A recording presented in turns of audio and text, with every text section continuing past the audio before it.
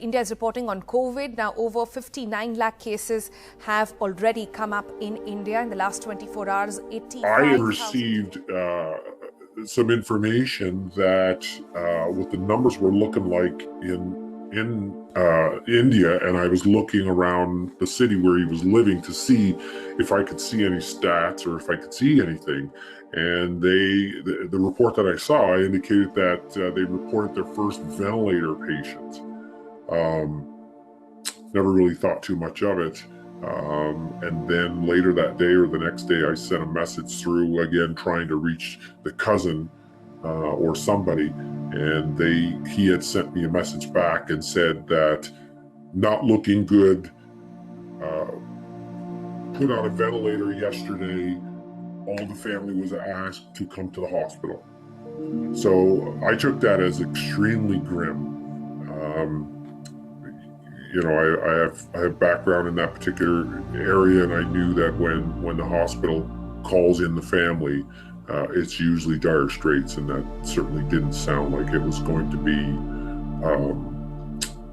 It wasn't going to end very well. Yeah, when I was talking to this nephew, I think that he said doctor gave him a 50-50 chance of survival. He mentioned that he smoked too much. You brought up this respiratory issue, but what do you know about his respiratory issues, and how does this affect you if you receive COVID-19 or if you require ventilation? Well, I knew that he had a respiratory problem. It was an undiagnosed respiratory problem. He denied it. However, it was very evident in all of his conversations when he spoke to me that he was very short-winded. He tired very quickly and very easily, and he almost he always spoke with an expiratory wheeze. So my job is to close every sale that is coming through because of my accent. Basically, that's my job.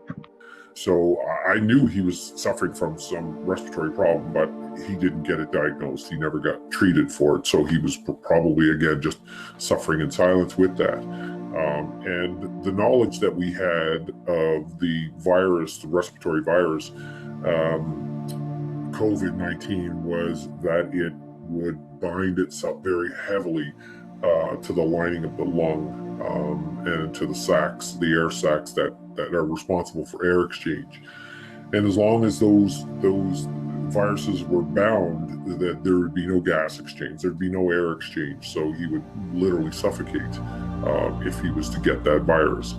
And at the time, the course of action was to put him on a ventilator and to force air into his lungs to hopefully displace the buildup of secretions and the like that were preventing him from oxygenating. So I knew just from a technical standpoint that it was not going to end very well. He was the classic case of the people who we were all warned about, that anybody who was vulnerable with pre-existing conditions would be susceptible to an unfavorable outcome. And his was certainly respiratory, and that's what this was about to attack. So I was more grim about this situation than it was when I first got kidnapped and thrown in the trunk of a car. I felt that this was not going to have any mercy on him. So, this is a weird time in the world. Basically, everything has shut down. The Indian government has quarantined everybody, and their police officers are out beating people with sticks in the street if they're not wearing masks, if they're breaking their quarantine. You've seen the videos that Casey had sent us. You've seen the news. But this has affected the whole world, and production companies everywhere are kind of shutting down production. So television shows, there's a television show here in the United States called Dr. Oz, and they had filmed an episode with him months prior to this, and they had never had the chance to air it. But now, during this kind of lockdown period, they had content that they needed to air, and so ironically, they air the show with him the very day that he is laying in a hospital in India, fighting for his life. Grateful. Ben is joining us now via Zoom. Ben, how did you originally connect with the scam caller? Well, he reached out to me. He knew what he was doing was wrong, and he wanted people to know about it. But in the end, it's about survival for him and people like him. Unfortunately, people will do whatever they have to survive when they're living in the conditions that they do over there. I don't know if you've gotten insights into what he's going to do long term. Do you know, is he still in the scam business? Is Steve going to continue? I've continued to correspond with him, and I can say without giving out too much information that he's making a transition away from that. He's looking for ways to make legitimate money in real ways, and so he's making his way out of that industry. But unfortunately, there are many, many more who can't find anything better to do other than work in scam centers. The thing that eats me up is that, you know, when you read out the script and that person, once you've told them everything, and then they burst into tears and they start crying, that's the thing that eats me up the most. Is that, shit, man, what am I doing to this person? And I'm telling them I'm the arrest warrant, this is going to happen, and that's going to happen, and that's going to happen. And the fucked up thing is when there's a baby in the background as well. You know, they've got a kid in the background, and that one. And the mother starts crying, and the baby starts crying, and he's like trying to calm them down, trying to make them see sense, like, stop crying, you need to get ready, and you need to go to the bank, and there's something like that. It's heartbreaking, man, that you're doing that to the family, and that kid is going to have no savings left for their life, because I'm about to take it all, and in the end, I'm going to get nothing out of it. And the owners are going to get everything, even though they've got 30, 40K in the bank. What am I going to get? $200-300? That's about it. And the owners are going to take everything, and that baby's going to have nothing left. Their mother has saved all that money, and they've got nothing for their mother. Mother's got nothing left for them. It's wrong, and it's heartbreaking, you know? What can you do?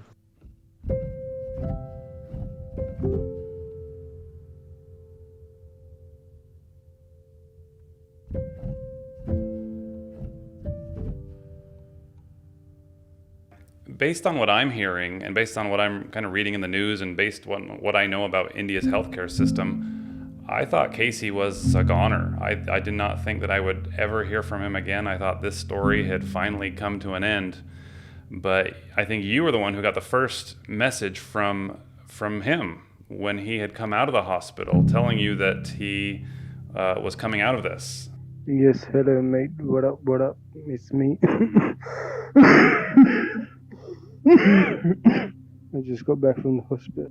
The very first message completely dispelled any thoughts that I may have had that maybe this might still be some sort of collusion to deceive us or make us think that, he's worse off than he is, and that this was all just a hoax. It was very clear that was an exhausted Casey Hunter. That was someone who was just completely and utterly exhausted.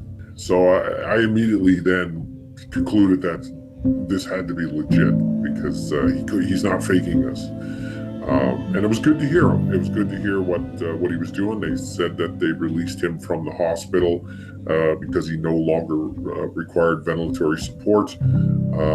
He was past the quarantine phase, and he was better off recuperating at home and out of the hospital. So he was required to go back every 3 days for follow-up testing, just to do lung testing to make sure that there was no permanent damages. He comes home. He's not returning to work because I believe his place of business is still kind of shut down because of quarantine. I don't know how much time passes, maybe a couple days or a week, but eventually you get an email from him. I think it was you who got this first email. And things started to get weird with this email. The first thing I noticed when I got the message from him was the very first thing that stands out is the length of it, because he's although he has great command of the English language, he can take it so far, and then he just, so it's short bursts. You get a paragraph here, a paragraph there, a line here, a line there, right to the point.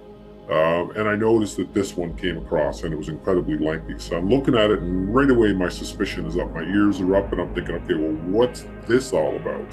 Kind of out of character for him. Totally out of character. Totally out of character. It's totally out of character in what he was saying. What did he say? You want to read it? Well, he said that last night I was thinking about how I saved so many people, thinking about my big dream and big money and how I risked my life for peanuts. However, Devin, I did what I did thinking one day I was going to be okay.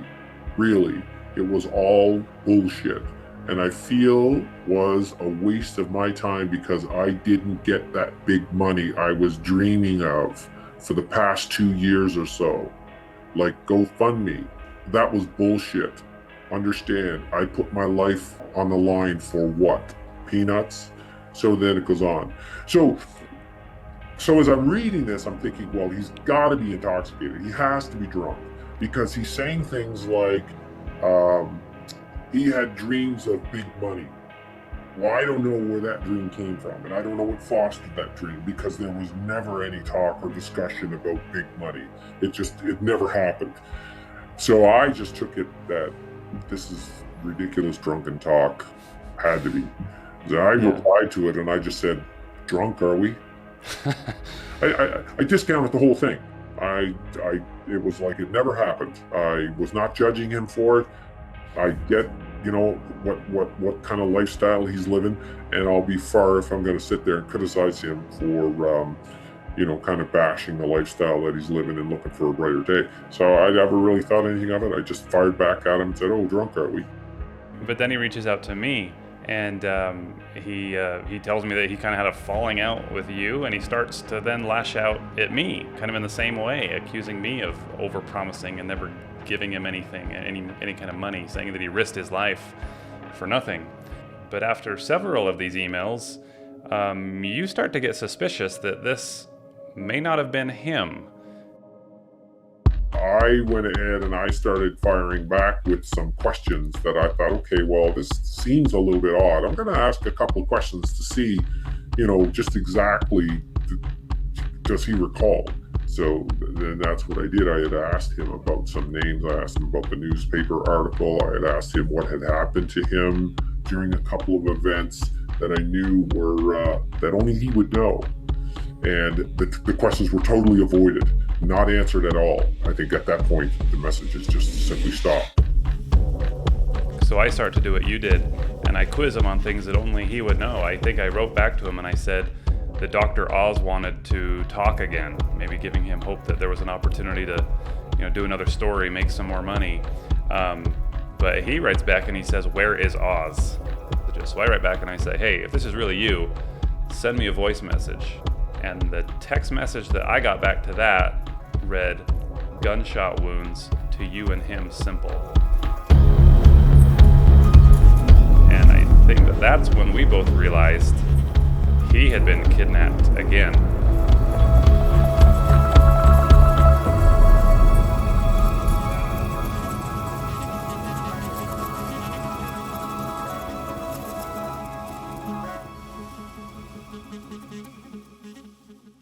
I was actually in my car in a parking lot waiting for an appointment to go into a building, and I received a text message from him.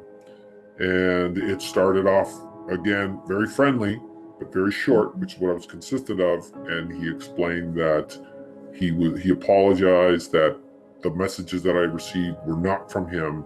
They were actually from someone else who had come to his apartment or come to his house, who believed that he was getting rich or getting a huge payoff from us as a result of him breaking up these scams or these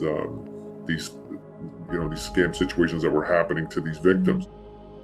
And they're looking through his phone and they're seeing names, I guess you and me, and they think that this is their chance to extract money from him. But you are skeptical. You kind of put the pressure on him. You kind of write back saying he's not being totally truthful and he better, fess up. But then you get that voice message from him. Well, anyway, I couldn't talk yesterday, but I was going to say to you, I have no reason to lie, and I've got no reason. I've got nothing to gain from telling you that I got kidnapped. And for 2.5 days I was missing. My girl got a message I'm at my mate's house.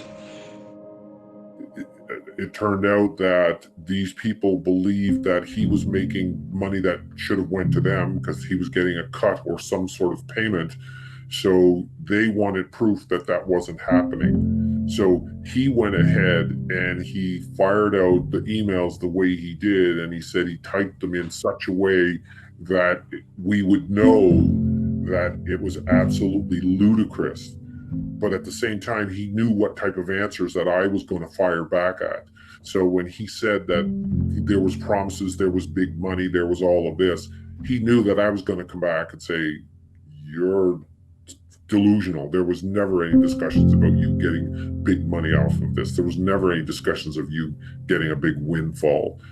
So he says he knew that, and he knew that that's the way, because he knows my character. He knew that that's what I would come back with, which is the 100% honest truth. And he knew that the truth would set him free. And in fact, that is what happened. The responses that both you and I gave him were consistent with the truth, and they were inconsistent with what these people who had kidnapped him, per se, we knew that it was going to be contrary to what they believed was happening, and in fact, that's what how it resolved itself. They realized that, he wasn't making the money that that they thought he was, so they just kind of walked away.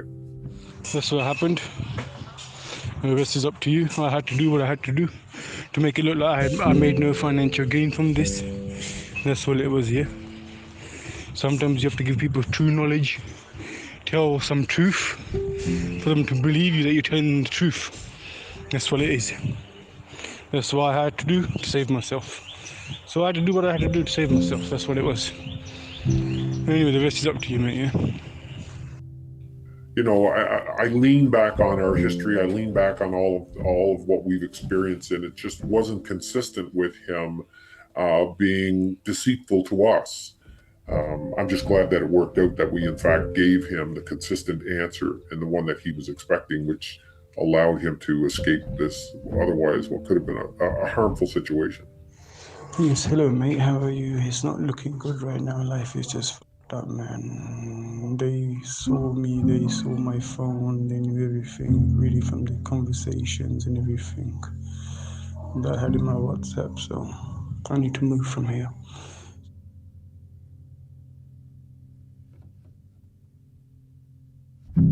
Like you, I just got a voice message one day saying, I just quit my job. They said, you need to try harder. I was like, fuck off. I walked out. And that was the last day he worked. Right now I know he is moving. He's moving to an undisclosed part of the world. He definitely has plans for marriage. He has definitely been working towards that.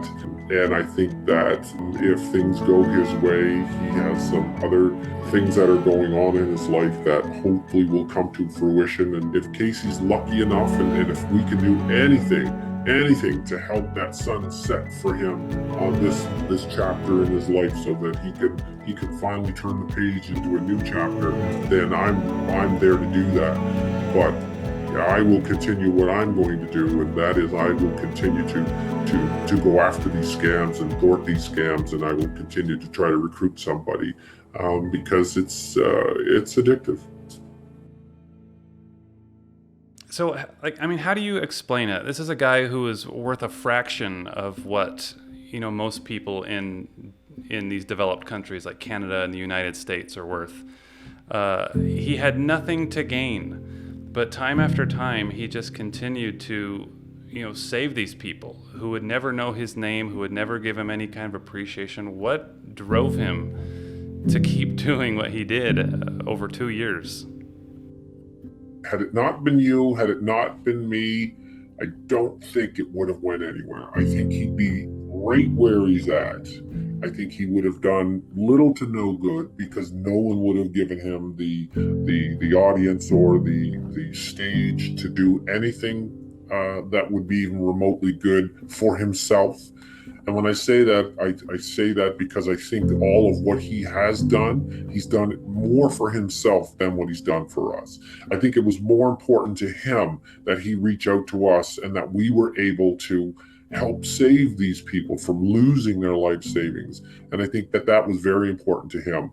So I think at the end of the day, what we did is we gave him that platform as a human, as an individual person. We gave him an opportunity to at least get some validation that there is some good in Casey Hunter, and that there's probably a lot more good in him than there are in people in our own community. Because against all of the extreme odds that he faced, he still managed to do the right thing. I feel glad, I feel happy, I'm content with the way it went. I'm glad that I was part of it. I'm glad that he's gotten some sort of resolution, or he's got some sort of, he's found some sort of peace with himself and some sort of forgiveness for all that he has done. And he's been able to move past that. And I just hope that it's strong enough to keep him on that path, and to give him an opportunity to form a better relationship with his family and hopefully his future kids, and hopefully his future to come. If I could make a documentary and expose the whole racket and sail up into the sunset, I would love to do that. Seriously.